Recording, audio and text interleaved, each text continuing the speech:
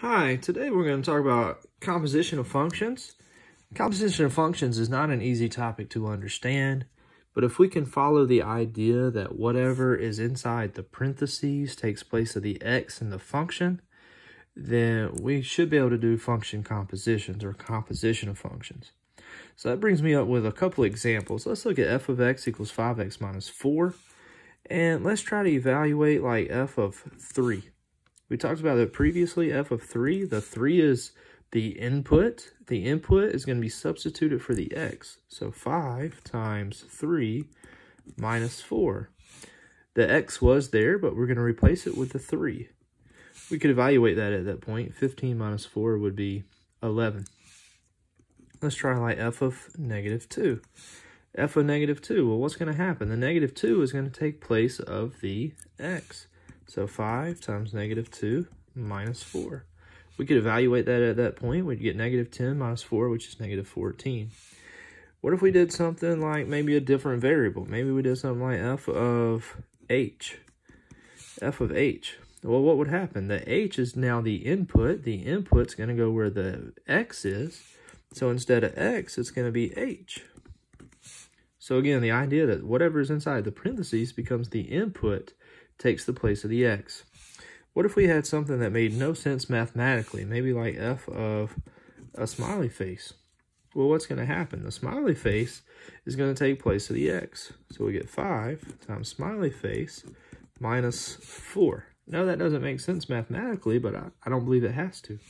What if we had another expression? What if we had something like f of x plus h? Well, again, this is a more complex expression, but again, that's still the input. And the input is still going to go for the variable x.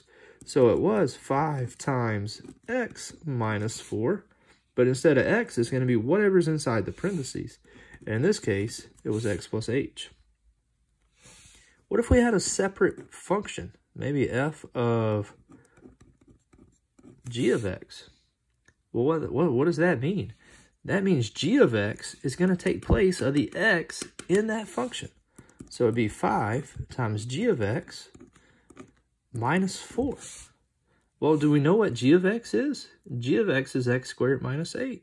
So what would this look like? This would look like 5 times x squared minus 8 minus 4. And what has happened?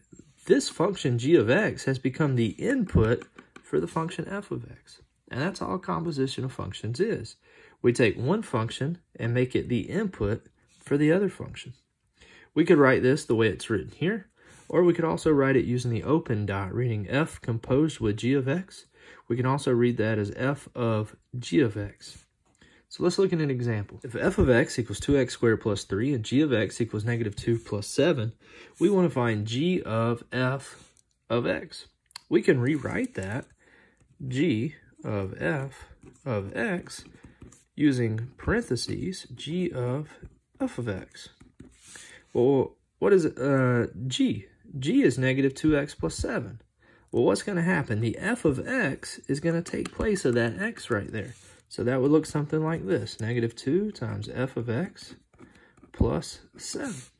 Well, do we know what f of x equals? Well, they gave that to us. So this would look something like negative 2 times something plus 7. Well, the f of x became the input. So f of x is 2x squared plus 3. We can then simplify that by distributing the negative 2. And we get negative 4x squared. Negative 2 and 3 is negative 6 plus 7. We combine our like terms. We get negative 4x squared plus 1. Let's look at a second example. X squared minus 3 is f of x. H of x is x plus 5. And we want to find f composed with h of x. That's the same as f of h of x. F is the outside function, so something squared minus 3. H of x is an inside function, so that's going to become the input right there for the x. What that looks like. We can put h of x there. But we know what h of x equals. H of x is x plus 5. So we can write that out as x plus 5 squared minus 3. And if we need to, we can multiply this out and then combine like terms. X plus 5 squared is x plus 5 times x plus 5. We can draw a box for that if we need to. It would look something like this. X plus 5 and x plus 5. X times x is x squared. X times 5 is 5x. 5 times x is 5x. And 5 times 5 is 25. Combine our like terms there, and we get x squared plus 10x plus 25 minus 3. Combine like terms, x squared plus 10x, the 25 and the negative 3 becomes 22. So f of h of x being the input for the function f, is equal to x squared plus 10x plus 22. In example 3, we see that we have a rational function with x in the denominator. That's okay. And g of x is equal to x squared minus 3. We're asked to find f composed with g of x. F composed with g of x is the same as f of g of x. Writing it this way lets me see that the input value is g of x, and the function we're using is f of x. So that will look something like this. 1 over, it was x plus 2, but instead of x plus 2, it's going to be whatever the input value is, and the input value in this case is g of x. And what is g of x equal to? We know g of x is equal to x squared minus 3 plus 2. We can combine like terms in the denominator there, and we get 1 over x squared minus 1. Let's look at example 4. If f of x equals x plus 2, g of x equals x squared minus 5x, we want to find g composed with f of x. That's the same as g of f of x, g being the outside function, so we're going to use this function this time. Something squared minus 5 times something. We're going to replace this x with whatever the input value is. The input value in this case happens to be f of x. And we know what f of x equals. F of x equals x plus 2. So we get x plus 2 squared minus 5 times x plus 2. We would multiply x plus 2 times x plus 2. You can do that off to the side, drawing a box if you need to. It will look something like this. X plus 2 and x plus 2. X times x is x squared. X times 2 is 2x. 2 times x is 2x. And 2 times 2 is 4. So we get x squared plus 4x plus 4 once we combine like terms. We're going to distribute the negative 5 to the x and the 2. So it's negative 5x minus 10. At this point, we can combine our like terms. We get x squared. 4x and negative 5x is negative x. 4 and negative 10 is negative 6. So g composed with f of x in this case is x squared minus x minus 6. We could also compose functions numerically using numbers instead of variables. So we see we have f composed with g of 2. We can rewrite that as f of g of 2. And now we can see the input values. So what's really going to happen here? G of 2 is going to become the input into the function f. There's a couple ways we can do this. The easiest way is probably to figure out what g of 2 equals first. So it's f of g of 2 is 2x minus 7, and the x is going to become the 2. So g of 2, we plug in the 2 into g of x. 2 times 2 is 4. 4 minus 7 is negative 3. So then we get f of negative 3. Now we would plug negative 3 into this function and simplify. 5 times negative 3 squared plus 3 times negative 3 minus 1. That's 9 times 5 is 45. 45 minus 9 is 36. 36 minus 1 is 35. G composed with f of 0. We get g of f of 0. We always want to do the innermost function here first, so f of 0. So we would plug 0 into the function f. So we get g of 5 times 0 squared plus 3 times 0 minus 1. 0 squared is 0 times 5 is 0. 3 times 0 is 0. 0 plus 0 is 0. Minus 1 is negative 1. So we get g of negative 1. At that point, we would plug negative 1 into the g function. So we get 2 times negative 1 minus 7 is negative 2 minus 7, which is negative 9. We can also compose functions with themselves. So f of negative 1 So f of negative 1. Again, we would still do the innermost part. So f of negative 1 would be equal to, we plug negative 1 in for x, 5 times negative 1 squared plus 3 times negative 1 minus 1. Negative 1 squared is 1 times 5 is 5. 3 times negative 1 is negative 3 minus 1. 5 minus 3 is 2. 2 minus 1 is 1. So the inside, f of negative 1 is equal to 1. Now we're going to find f of 1, so we're going to plug in 1 for all the x's in the function f.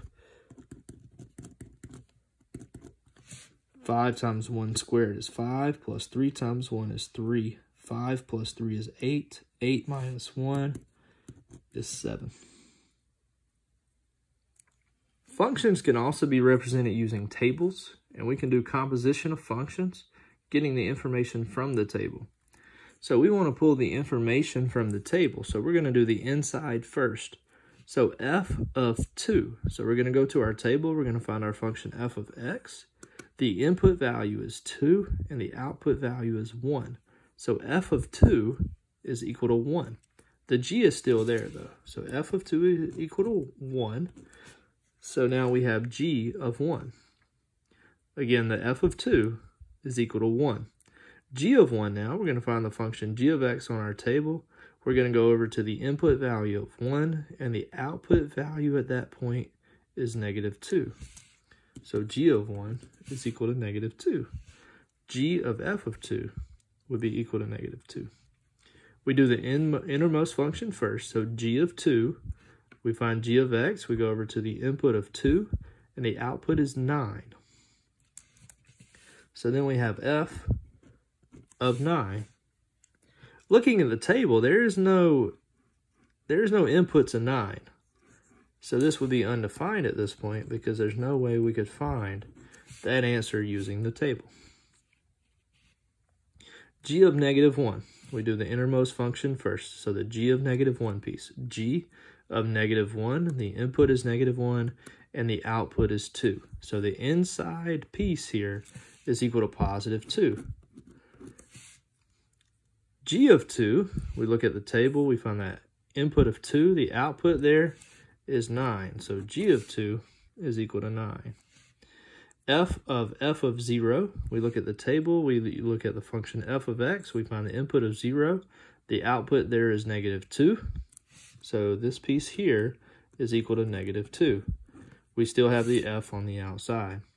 Then we look at the f of x row, we find the input of negative 2, and the output there would be 5.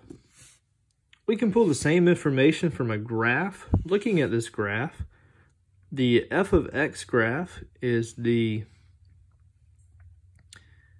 parabola. The g of x graph is the horizontal line. G of 2, so we're going to look at the line here. So g of 2, we find the input is 2. That's the x value. We want to know what the y value is at that point.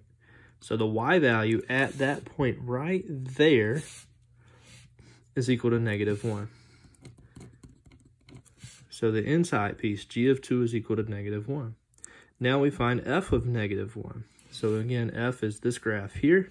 So we go over to the x value, negative 1. We go down to the point right here, and the output value at that point is negative 2. So f of negative 1 would be equal to negative 2. We do the innermost function first, f of negative 3. F again is the curved graph. So we go over to negative 3. We go down until we find that graph, and the point there is negative 2. So the inside piece is equal to negative 2.